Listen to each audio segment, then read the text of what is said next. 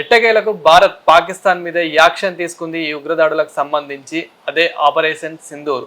మరి ఇది ఎలా జరిగింది, మరి ముందు ముందు ఇంకా ఎలా ఉండబోతుంది అనే విషయాలు అయితే తెలుసుకుందాం. దీని గురించి అయితే మాట్లాడేందుకు ప్రస్తుతం మనతో పాటు ప్రొడ్యూసర్ నట్టి కుమార్ గారు ఉన్నారు. నమస్తే అండి. నమస్తే నమస్తే. సార్, మీరు కూడా చూసే ఉంటారు, నైట్కు నైటే అంత స్మాష్ అయిపోయింది. మనం కూడా ఊహించలేం ఇంత పెద్దగా జరుగుతుంది అని చెప్పేసి అయితే. సో అందులో కూడా చాలామంది ఉగ్రవాదులు అయితే చనిపోయినట్టు తెలుస్తుంది, చాలామంది గాయపడ్డారన్నట్టు కూడా తెలుస్తుంది పాక్ ఉగ్రవాదులు ఎవరైతే ఉన్నారో. సో మరి ముందు ముందు ఎలా ఉండబోతుంది, నిన్న నైట్ కూడా ఏ విధంగా జరిగింది ఇదంతా?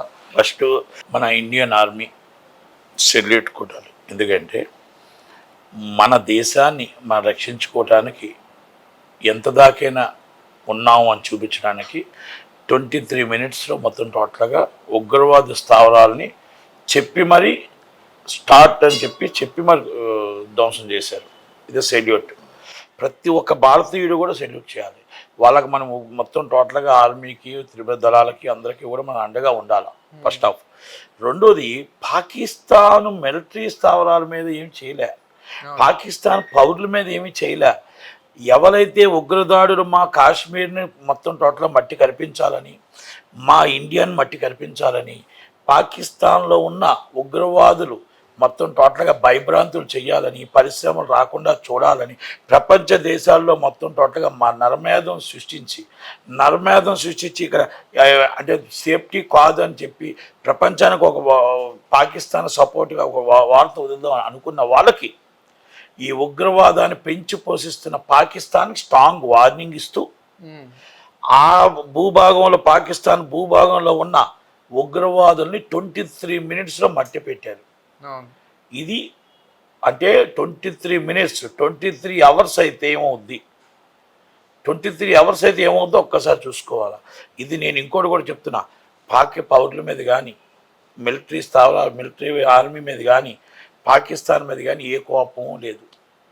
మనం ఎప్పుడు కూడా వాళ్ళని ఎప్పుడు ప్రేమించాం కాబట్టి సింధు జలాలు నీరిచ్చాం, ప్రేమించాం కాబట్టి వాళ్ళ కష్టాల్లో ఉంటే అన్నీ ఆదుకున్నాం. ప్రతి దాంట్లో మనం ఎప్పుడు కూడా మంచి ఆలోచనతోనే చేసాం.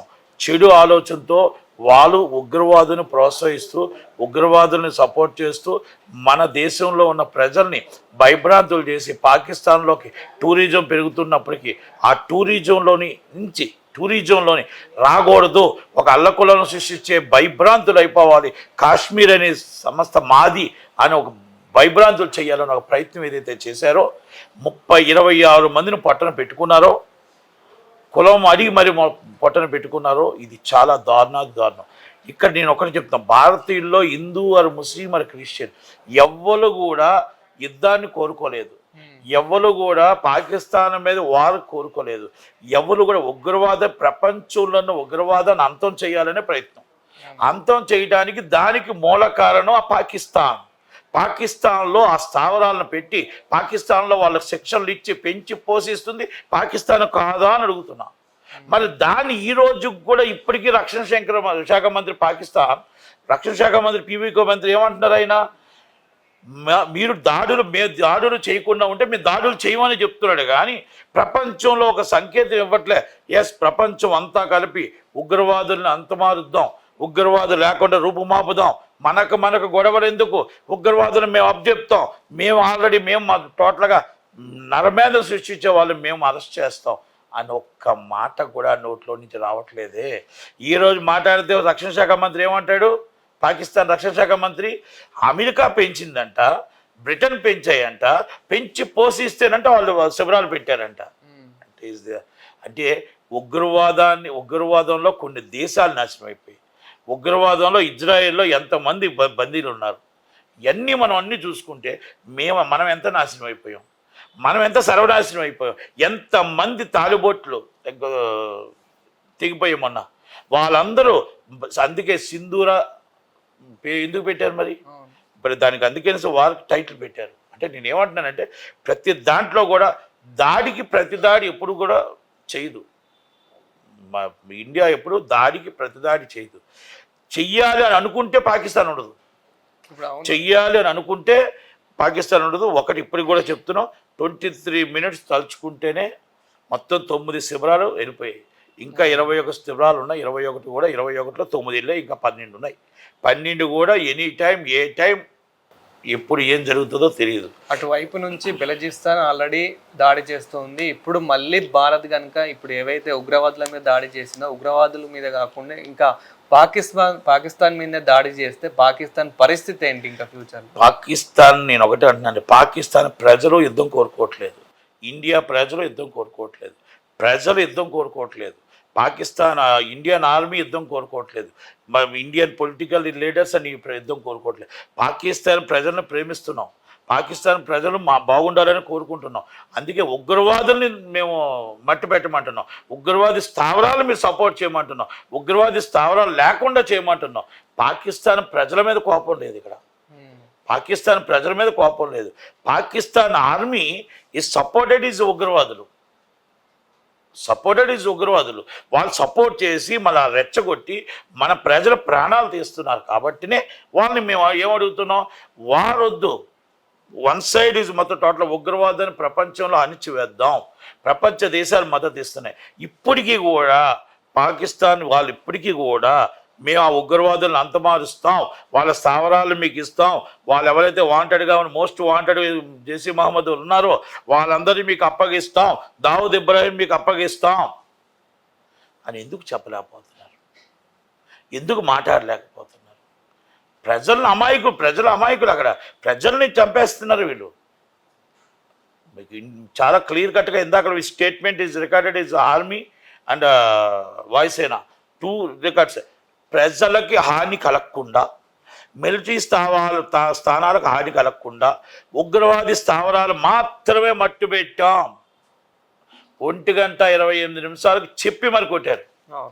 అంటే ఇది మన ఇది మనం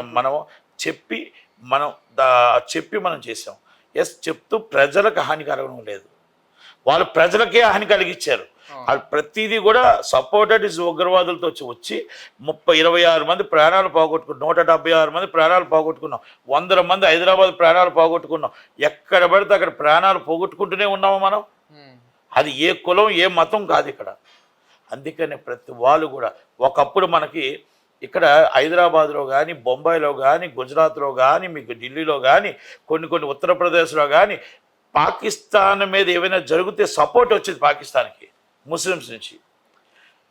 ఇప్పుడు ప్రతి ముస్లిము మేము ఇండియా ముస్లిమ్స్ పాకిస్తాన్ గుణపాఠం చెప్పమని అడుగుతున్నారు తప్ప మాకు ఇక్కడ సేఫ్టీ కావాలి, మా ఫ్యామిలీ సేఫ్టీగా ఉంది, మేము అందరం సేఫ్టీగా ఉన్నాం, మాకు మోడీకి సపోర్ట్ అని చెప్తున్నారు, ఇండియా గవర్నమెంట్ సపోర్ట్ అని చెప్తున్నారు.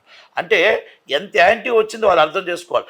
వాళ్ళు మీటింగ్ పెట్టారు మసీదుల్లో పాకిస్తాన్ ప్రజలు ఏమన్నారు, మనకి యుద్ధం వద్దు, యుద్ధంకి వెళ్ళొద్దు అని చెప్పారు. అంటే వాళ్ళు స్నేహం కోరుకుంటున్నారు ప్రజలు. ఇక్కడ కొంతమంది ఆర్మీ ఆఫీసర్లు ఉగ్రవాదులు రెచ్చగొడుతూ పబ్బం గడుపుకుంటున్నారు, మన ప్రాణాలు నర్మేధం సృష్టిస్తున్నారు. అలాంటి వాళ్ళ మీద దాడి చేయడం తప్పు లేదు, దాడి చేయడం ప్రపంచవ్యాప్తంగా ప్రపంచమే ఖండిస్తుంది. ఇప్పుడు అంటే వాళ్ళు ఎవరి ధైర్యం చూసుకొని, ఎవరి దేశ ధైర్యం చూసుకొని ఇదంతా రెచ్చిపోతున్నారు. ముఖ్యంగా అంటే చైనా, టర్కీ, వీటి ఏమండి, చైనా అయినా టర్కీ అయినా ఎక్కడైనా నేను ఒకటే చెప్తున్నా, ఎవరికి కూడా భయపడేది లేదు. ఎవరు సపోర్ట్ తీసుకోకుండానే ఈరోజు ముందుకెళ్ళాం. ఎవరికి భయపడేది లేదు. అక్కడ బంగ్లాదేశ్ని మొత్తం టోటల్గా అక్కడ బంగ్లాదేశ్ని మంచి చేసుకున్నా, ఇక్కడ శ్రీలంకను మంచి చేసుకున్నా, అక్కడ మొత్తం టోటల్ నేపాల్ని మంచి చేసుకున్నా, ఇక్కడ పాకిస్తాన్ని మంచి చేసుకున్నా, ఎక్కడ మొత్తం అన్ని దిక్కుల మనల్ని ఏదో చేద్దామని చైనా అనుకుంటే అది భ్రమే, అది భ్రమే అంటున్నాను అంతే. అది భ్రమ. ఏ పాకిస్తాన్తో వాళ్ళకో సపోర్ట్ చేసి ఆ ఇండియాని ఏమైనా చేద్దాం అనుకుంటే 150 కోట్ల జనాభా తిరగబడితే ఏమవుతుందో 23 మినిట్స్లో చూపించారు. అది ఎవలోనిది కాదు. 150 కోట్ల జనాభా తిరగబడితే ఏమవుద్దో చైనాకు కూడా తెలిసి వస్తే ఎవరు మద్దతు ఇచ్చినా.